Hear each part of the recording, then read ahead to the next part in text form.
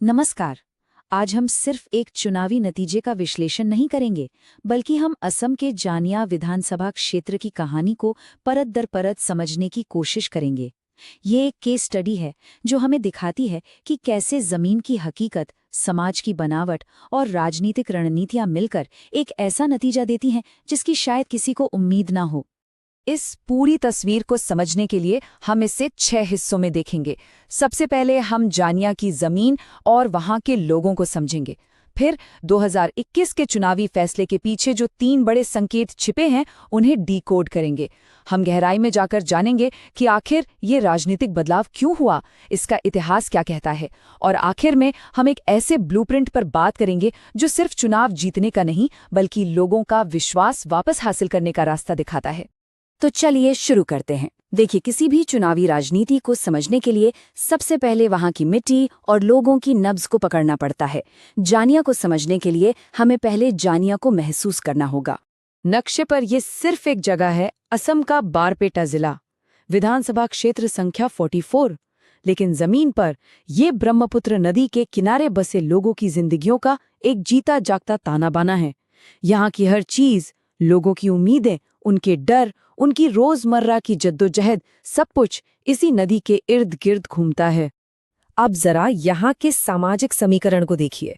आबादी का करीब 75% हिस्सा मुस्लिम है, लेकिन यहीं पर एक बहुत अहम बात छिपी है। ये कोई एक मोनोलिथ नहीं है। इसमें बंगाली मूल के मुस्लिम भी हैं और स्वदेशी असमिया मुस्लिम भी। और इन दोनों समुदायों के बीच का जो सामाजिक समीकरण है, वो ही जानिया की राजनीति की सबसे बड़ी और सबसे पेचीदा पहेली है। ये सिर्फ आंकड़े नहीं हैं, ये लोगों की रोजमर्रा की चिंताएं हैं।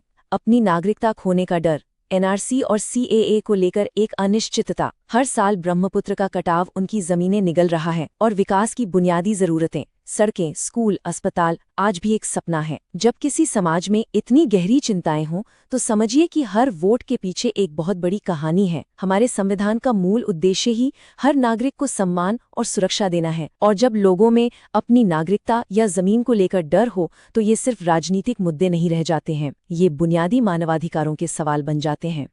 तो इस जमीनी हकीकत के बीच 2021 के चुनाव में आखिर हुआ क्या? चलिए अब उस चुनावी फैसले का विश्लेषण करते हैं जिसने बड़े बड़े राजनीतिक पंडितों को भी चौंका दिया। 1,44,775। ये कोई जीत का मार्जिन नहीं था, ये एक सियासी भूकंप था। 2021 में एआईयूडीएफ ने इसी अंतर से ये सीट जीती। ये कोई मामूली बढ़त नहीं थी। सवाल ये है कि इतना बड़ा बदलाव, इतनी बड़ी खाई आखिर पैदा कैसे हुई? जब हमने डेटा को गहराई से देखा, तो इस भूकंप के पीछे 3 बड़ी वजह साफ नजर आईं। पहली, वोटों का जबरदस्त ध्रुवीकरण। एआईयूडीएफ ने अपने कोर वोट बैंक को एकजुट किया और बीजेपी ने अपने। इस कंसोलिडेशन के बीच में कांग्रेस पिस गई। दूसरी वजह, कांग्रेस एनआरसी जैसे सबसे अहम मुद्दे पर लोगों को ये भरोसा नहीं दिला पाई कि वो उनकी लड़ाई लड़ेगी। और तीसरी, विभाजनकारी राजनीति ने समुदायों के बीच जो खाई थी, उसे और भी गहरा कर दिया। तो ये तो हुआ कि क्या हुआ। अब समझते हैं कि ऐसा क्यों हुआ। वो कौन सी व्यवस्थागत ताकतें थीं, वो कौन सी रणनीतियां थीं जिन्होंने इस बदलाव को अंजाम दिया। देखिए, 2021 का चुनावी मैदान 2 बहुत मजबूत और सीधी कहानियों के बीच बटा हुआ था। एक तरफ एआईयूडीएफ ने खुद को बंगाली मूल के मुसलमानों का एकमात्र रक्षक और आवाज बनाकर पेश किया। दूसरी तरफ बीजेपी ने जाति माटी भेटी यानी पहचान, जमीन और घर के नारे से बाकी सभी वोटों को लामबंद किया। इन 2 शक्तिशाली नैरेटिव्स के बीच कांग्रेस की आवाज कहीं गुम हो गई। इस पूरी राजनीति को समझने के लिए आपको इस एक कॉन्सेप्ट को समझना बहुत जरूरी है, मियां बनाम गौरिया या मौर्या। ये कोई राजनीतिक शब्द नहीं, बल्कि एक सामाजिक हकीकत है। बंगाली मूल के मुसलमानों और स्वदेशी असमिया मुसलमानों के बीच का ये विभाजन पार्टियों के लिए अपनी वफादारी बनाने और वोटों को प्रभावित करने का एक बहुत बड़ा जरिया बन जाता है। 2021 में जो नतीजा आया, वो कोई एक दिन की घटना नहीं थी। इसकी कहानी कई सालों से लिखी जा रही थी। चलिए अब इतिहास के पन्ने पलटकर देखते हैं कि इसकी जड़ें कितनी गहरी हैं। ये टाइमलाइन अपने आप में एक पूरी कहानी है। 2006 में देखिए, कांग्रेस सिर्फ 90 वोटों से जीती थी। 2011 में एआईयूडीएफ का उदय हुआ। 2016 में कांग्रेस ने एक मजबूत वापसी की और फिर 2021 में एक राजनीतिक सुनामी आ गई। ये दिखाता है कि जानिया की जमीन कितनी अस्थिर है, लेकिन ये एआई यूडीएफ की लगातार बढ़ती ताकत को भी दिखाता है। इस तस्वीर को देखिए, एक तरफ 2006 की 90 वोटों की जीत और दूसरी तरफ 2021 की करीब 1.5 लाख वोटों की जीत का मार्जिन। ये आंकड़े हमें बताते हैं कि पिछले 15 सालों में जमीन पर राजनीति कितनी बदल चुकी है। ये एक असाधारण बदलाव है। यहाँ तक तो हुई बात कि हुआ क्या और क्यों हुआ। ये एक तरह से बीमारी का डायग्नोसिस है, लेकिन एक अच्छे रणनीतिकार का काम सिर्फ विश्लेषण करना नहीं है, उसका काम है रास्ता दिखाना। तो सवाल ये है कि क्या इस स्थिति को बदला जा सकता है? क्या हार को जीत में बदलने का कोई डेटा ड्रिवन रास्ता है? तो ये थी 2021 के शतरंज की बिसात। एआईयूडीएफ विजेता, बीजेपी दूसरे नंबर पर और कांग्रेस मुकाबले से लगभग बाहर। यही वो चैलेंज है, यही वो प्रॉब्लम स्टेटमेंट है जिसे हल करने के लिए एक नए, लोगों पर केंद्रित ब्लूप्रिंट की जरूरत है। ये ब्लूप्रिंट 4 मजबूत स्तंभों पर खड़ा है। पहला, कहानी को बदलिए। एनआरसी के डर को सीधे संबोधित करके लोगों में भरोसा जगाइए। दूसरा, कल्याण और अधिकारों के चैंपियन बनिए। लोगों के असल मुद्दों, जमीन, बाढ़, नौकरियों से जुड़िए। तीसरा, एक ऐसा चेहरा पेश कीजिए जो सड़कों के साथ साथ अदालतों में भी लोगों की लड़ाई लड़ने के लिए तैयार हो। और चौथा, हाइपर लोकल बनिए। डेटा का इस्तेमाल करके हर वार्ड, हर मोहल्ले तक अपनी बात पहुंचाइए।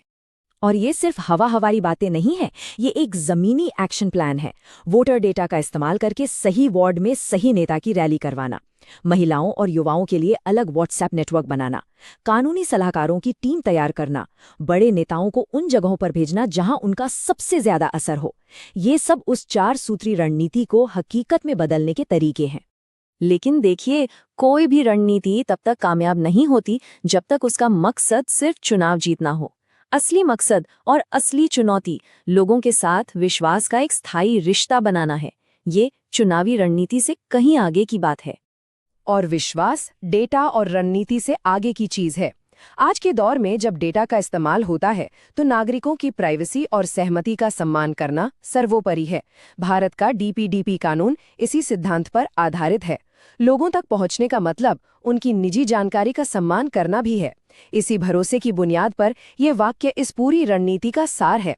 कांग्रेस को दोनों मुस्लिम गुटों में विश्वास फिर से बनाना होगा, भाजपा की जमीनी विफलताओं को उजागर करना होगा और विभाजनकारी कहानियों के खिलाफ एक मजबूत कवच तैयार करना होगा। तो अंत में हम आपको एक सवाल के साथ छोड़कर जा रहे हैं। क्या राजनीति किस्मत का खेल है, या ये एक इंजीनियरिंग की तरह है जिससे सही डेटा, सही रणनीति और सबसे जरूरी सही नीयत के साथ लोगों की भलाई के लिए व्यवस्थित रूप से हल किया जा सकता है? सोचिएगा जरूर। यदि आप एक जन केंद्रित नेता बनना चाहते हैं और अपने निर्वाचन क्षेत्र का उत्थान करना चाहते हैं तो blueprintstrategies.ai से mgr@blueprintstrategies.ai पर संपर्क करें या 08042041602 पर कॉल करें। राजनीति से परे उद्देश्य।